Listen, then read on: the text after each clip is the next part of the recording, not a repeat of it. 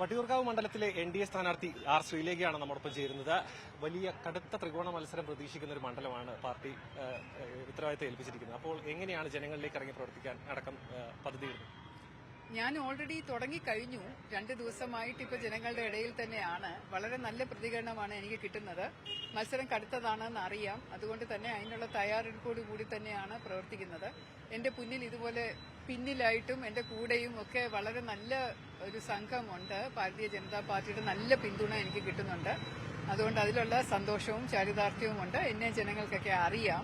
അപ്പോൾ ആ ഒരു രീതിയിലാണ് ഞാൻ പ്രചരണം ചെയ്യുന്നത്. കൂടാതെ വികസിത ഭാരതം, വികസിത കേരളം, വികസിത അനന്തപുരി, അതുപോലെ ഒരു വികസിത വട്ടിയൂർക്കാവ് ഞാൻ വാഗ്ദാനം ചെയ്യുകയാണ് ജനങ്ങൾക്ക്.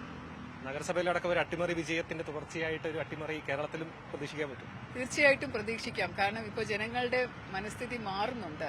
ഇവിടെ മാറി മാറി വരുന്ന കഴിഞ്ഞ 70 വർഷമായിട്ട് നടക്കുന്ന LDF UDF ഭരണത്തില് തികഞ്ഞ അതൃപ്തരാണ് ജനങ്ങൾ. ഇവിടെ ഒരു വികസനം നമ്മൾ അങ്ങനെ കാര്യമായിട്ട് കാണുന്നില്ല.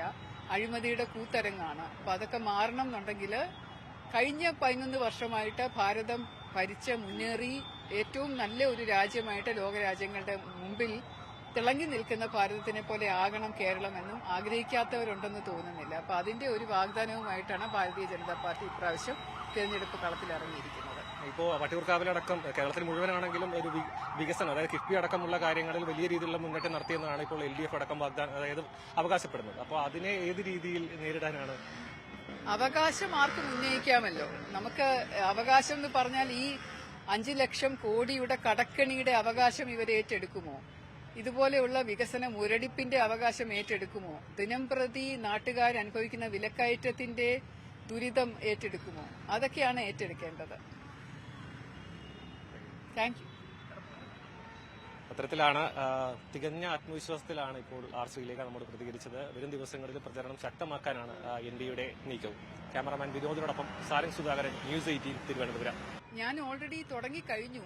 2 ദിവസമായിട്ട് ഇപ്പോൾ ജനങ്ങളുടെ ഇടയിൽ തന്നെയാണ്. വളരെ നല്ല പ്രതികരണമാണ് എനിക്ക് കിട്ടുന്നത്. മത്സരം കടുത്തതാണെന്ന് അറിയാം. അതുകൊണ്ട് തന്നെ അതിനുള്ള തയ്യാറെടുപ്പോടു കൂടി തന്നെയാണ് പ്രവർത്തിക്കുന്നത്. എന്റെ ഇതുപോലെ പിന്നിലായിട്ടും എന്റെ കൂടെയും ഒക്കെ വളരെ നല്ല ഒരു സംഘമുണ്ട്. ഭാരതീയ ജനതാ പാർട്ടിയുടെ നല്ല പിന്തുണ എനിക്ക് കിട്ടുന്നുണ്ട്. അതുകൊണ്ട് അതിലുള്ള സന്തോഷവും ചാരിതാർത്ഥ്യവും ഉണ്ട്. എന്നെ ജനങ്ങൾക്കൊക്കെ അറിയാം. അപ്പൊ ആ ഒരു രീതിയിലാണ് ഞാൻ പ്രചരണം ചെയ്യുന്നത്. കൂടാതെ വികസിത ഭാരതം, വികസിത കേരളം, വികസിത അനന്തപുരി, അതുപോലെ ഒരു വികസിത വട്ടിയൂർക്കാവ് ഞാൻ വാഗ്ദാനം ചെയ്യുകയാണ് ജനങ്ങൾക്ക്. നഗരസഭയിലടക്കം ഒരു അട്ടിമറി വിജയത്തിന്റെ തുടർച്ചയായിട്ട് ഒരു അട്ടിമറി കേരളത്തിലും പ്രതീക്ഷിക്കാൻ പറ്റും? തീർച്ചയായിട്ടും പ്രതീക്ഷിക്കാം. കാരണം ഇപ്പോൾ ജനങ്ങളുടെ മനസ്ഥിതി മാറുന്നുണ്ട്. ഇവിടെ മാറി മാറി വരുന്ന കഴിഞ്ഞ 70 വർഷമായിട്ട് നടക്കുന്ന LDF UDF ഭരണത്തില് തികഞ്ഞ അതൃപ്തരാണ് ജനങ്ങൾ. ഇവിടെ ഒരു വികസനം നമ്മൾ അങ്ങനെ കാര്യമായിട്ട് കാണുന്നില്ല.